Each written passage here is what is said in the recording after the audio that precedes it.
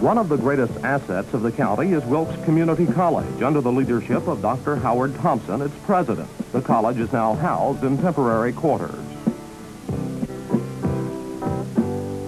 Under construction at the present time is a $1 million-plus campus in Wilkesboro. The new campus will be occupied within a few weeks, and this summer Wilkes County is looking forward to celebrating the dedication of the new campus with a special week of festivities. During recent years, the Wilkes Community College has probably meant more to our county than any one single institution.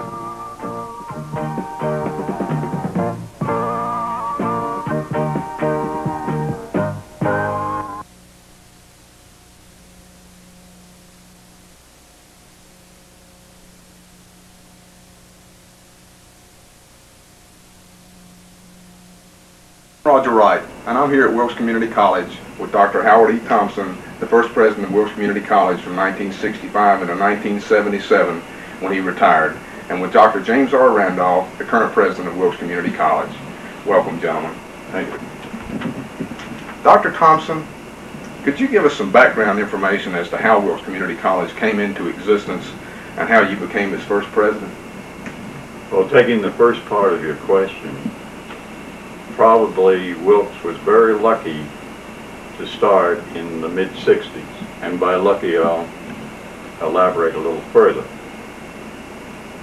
In the first place, the community college program started in '63 with a commission by Dr.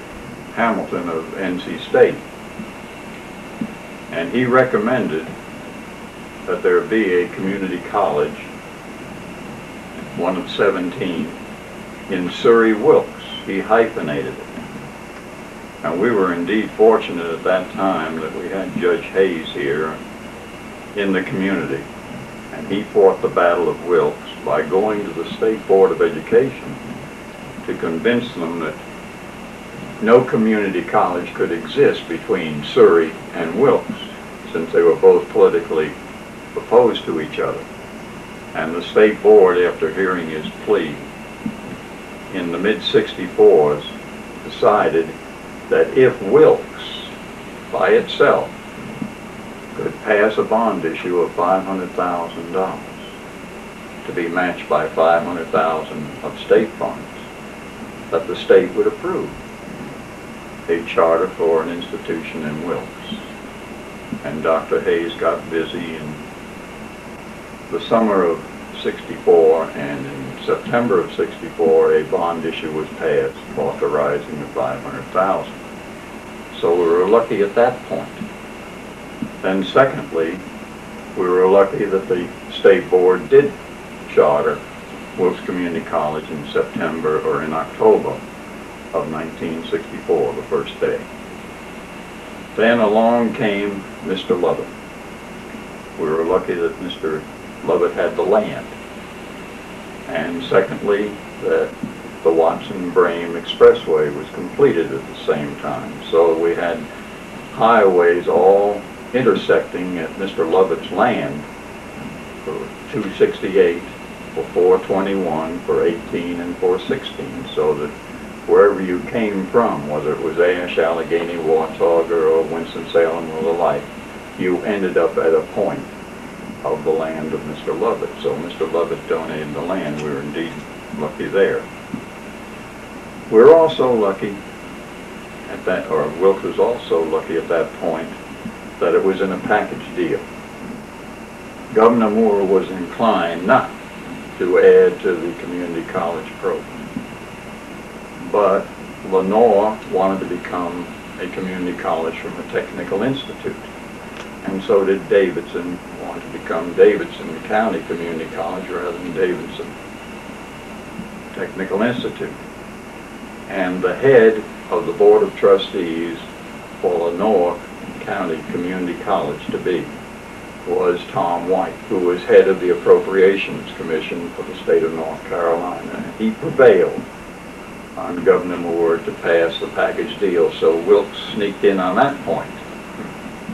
Then at the same time, we had the money voted by a bond issue of $500,000, and on the last day of the General Assembly, the General Assembly approved $500,000 for Wilkes. So we had $1 million for the state of Wilkes to build a community college. We're very fortunate in that point. At the same time, the word of community college was important. There were only 12. Wilkes was the last of the 12, was the last to become a community college from scratch.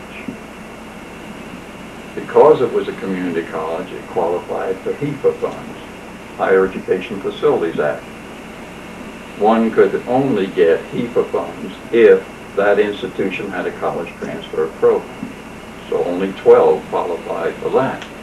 So there were additional monies there of $350,000. Wilkes came in at that point. At the same time, 1 July of '65, the Appalachian Regional Commission came into being, giving monies to institutions in the 13 states of the Appalachian region. They had monies, but it had to have seed monies prior to it.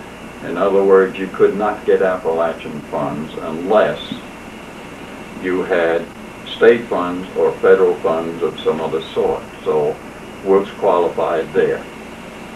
Wilkes was very lucky, as I've said, to come in the mid-60s.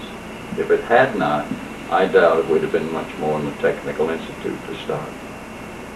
So with the $500,000 of state, $500,000 of local, $350,000 of HEFA, and a $500,000 grant from Appalachian Regional Commission, Wilkes was ready to start. And therein hangs a tale because of Mr. Lovett's generosity. We had a gift of land to start an institution, and very few other institutions in the state were as fortunate as that. Now, getting back to how I did not even know, being in the city of Chapel Hill, that Wilkes was to get a community college, even though I had residence here. And when was told that Wilkes was to have a community college, of course I was not at that particular time even knowledgeable or interested. And it was through my wife that I got an appointment. But on the 8th of March in 1964, the Board of Trustees asked me to become president of Wilkes Community College to be. And on the first day of July, I opened up in the back of my car the office of the presidency of then the new Wilkes Community College. And for a month, we had no phone or any place else of business, and finally started on the second floor of the NCNB building in 2 offices, the college at Wilkes. And therein lies a tale. We were, wherever we could get classes, whether they were in public schools, churches, no matter where, we put up a class. Fire departments, library, every place. The first president to see as the focus of Wilkes Community College from its beginning? Well, of course, everything came under the Community College Act. And being a community college, you were responsible for 1-year programs, which were vocational, 2-year programs, which were technical, and 2-year programs, which were college transfer. So you had to go under the Community College Act and establish a program of studies that were not greater in either of the 3 divisions. And I think that we thought ourselves more of a, well, let's say, a first-class technical institute than we did a community college, because not many of the students here were thinking at that time of transferring. So the focus of the institution was to prepare people for the industries of the community. For instance, we here at Wilkes were desirous of having food processing because of the Holly Farms. We were desirous to have programs in horticulture because of the expensive golf courses and the like and estates around here. We desired to have programs that would deal with all of the areas of this particular community according to the industries that we had here. And I don't think we got away from it in all the years that Wilkes has been established. Although the college transfer program has grown considerably from the time that we started in September of 1965. Thank you, Dr. Thompson. Dr. Randolph, could you give us some idea of the many directions that Wilkes Community College has taken since its formative years with Dr. Thompson? I think because of the base that was established under President Thompson and his 12 years in tenure as the president, that he established the community college, or the comprehensive community college here in Wilkes County, and we have followed along that track, as you just mentioned, all that time, the 26 years or so. We still have, for example, 2-year technical programs, we have 1-year vocational programs, and we have a college transfer program. Those are the bulk of what we call the curriculum programs here at the college. And we have, in addition to that, and I believe it was even back at that particular time, a large number of students involved in community service, or whatever it was called. Now we call occupational or continuing education, occupational extension, continuing ed, and all of those are part of a comprehensive community college, and all things that are going on right now here at Wilkes. And the number of transfer students has increased. And the interesting part is that the technical programs have changed.